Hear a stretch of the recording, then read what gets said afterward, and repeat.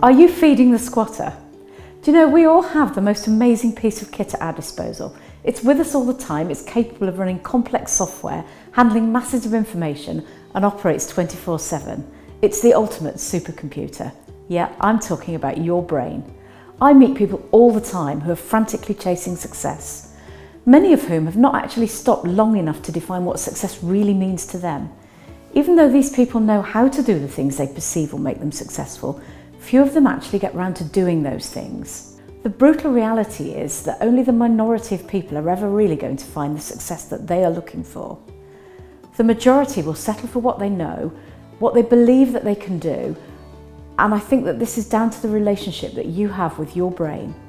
Fundamentally, your brain hates change. It likes to create patterns, neuro pathways, kind of like high-speed rail networks. No stops, A to B in the least possible time. To enable this to happen, your brain takes any given stimuli and attempts to find something that it already knows to fit with it.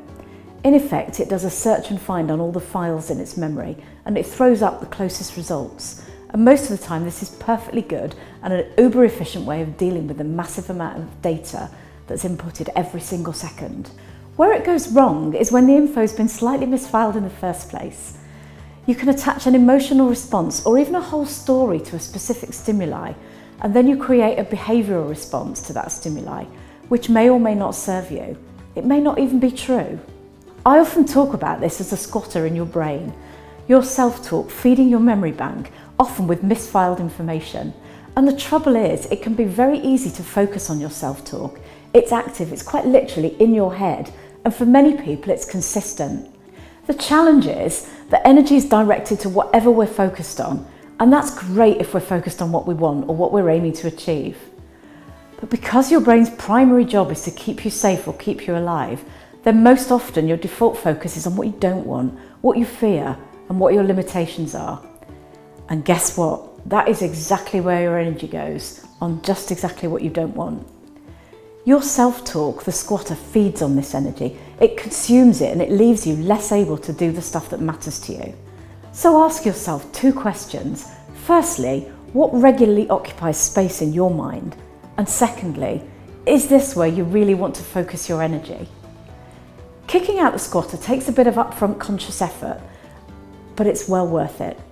Your brain's quite capable of changing its neural fast tracks or building a new fast track network.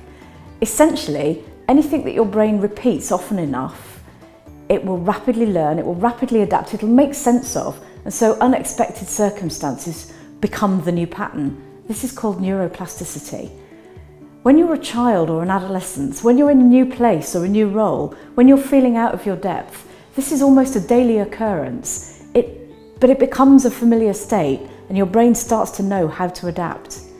As you get older or more settled, you've got more choice about what you do, and there's a real tendency to take the easy, comfortable option, operate with familiar things in your comfort zone. Those things that you believe that you're good at, those things that take the least amount of cognitive effort. The downside of this, though, is that we do the same stuff over and over again. We stay in our comfort zone and our brain doesn't have to work as hard. Tasks are unchallenging and repetitive, and our brain quite literally shrinks and loses its versatility. It's running the same old patterns, and of course this makes more room for the squatter.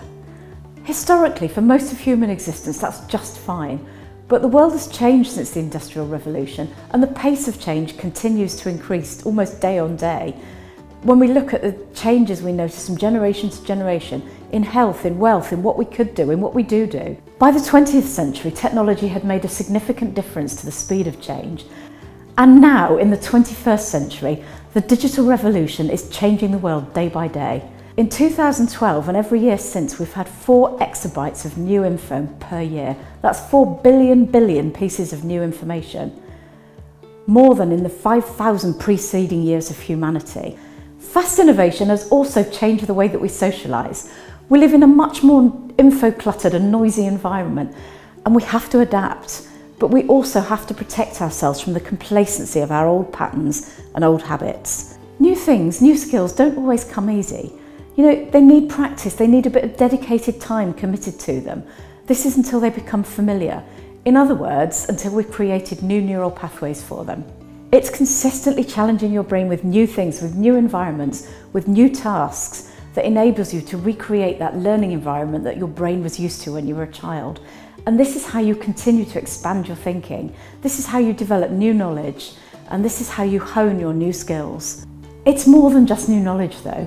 It's also about the stories that you tell yourself. This is a huge part, because even as a child, you're influenced by those who matter to you, your parents, your teachers, your siblings, and you start to shape what you believe about yourself, what you think you're good at, and what you think you're not so good at.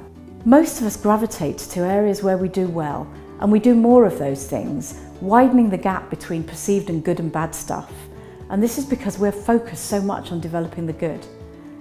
But you'd be surprised how many business owners that I work with who proudly tell me things like, I don't do maths. You know, they've never been any good at it. And many are shocked when I look at them blankly and say, well, get good at it, because actually you can't run a successful business without understanding numbers. I do, of course, then help people to understand where their story came from and whether it's really true or not, or whether it's actually just an excuse. And I help them to understand the maths that they need to know for the business and what that means in context to the business. So come on then, how do you kick out the squatter? First of all, pay attention to how you feel and how you react. Secondly, do one thing at a time. Thirdly, focus on what you do want, not on what you don't want. Fourthly, practice. And fifthly, keep track of what's working.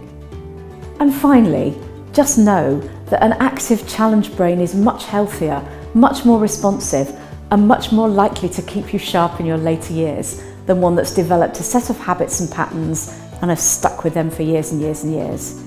If you want to stay active and challenged in your business, join us in the Brave Scene community. I'll see you there.